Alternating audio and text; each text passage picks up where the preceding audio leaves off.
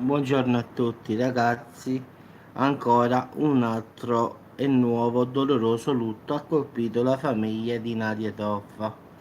Purtroppo è scomparsa, la nonna della conduttrice. È vero che aveva 97 anni, ma è anche vero che la nipote in effetti.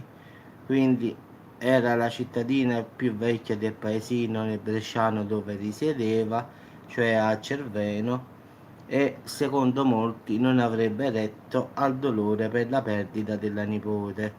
Diciamo che era conosciuta da tante persone per essere, la nonna della celebre conduttrice in TV, ma anche perché era la più anziana del villaggio, in effetti, quindi del paesino.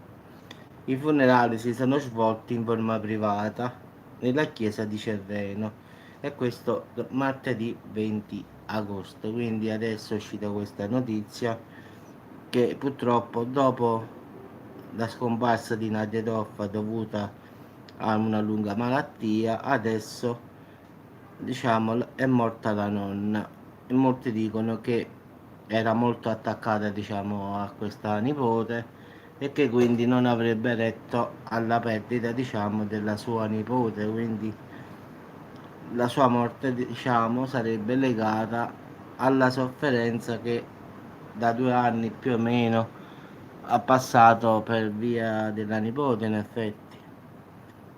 E tutti quanti giustamente in paese dicono che non ha retto alla perdita della sua nipote. Quindi che possa la sua anima riposare in pace, ragazzi, come sempre. E che dire, sono cose che capitano. A volte si sente che muore la mamma, muore il figlio e poi muore la mamma, non nella prima volta che succede, oppure muore la moglie e poi muore il marito. Sono cose che purtroppo succedono spesso. Anche qui a Salerno molte volte ho visto che muore la signora, semmai, e dopo 2 o 3 giorni ci lascia il marito, come se lo raggiungesse. In effetti è così la storia, almeno crediamo che sia così.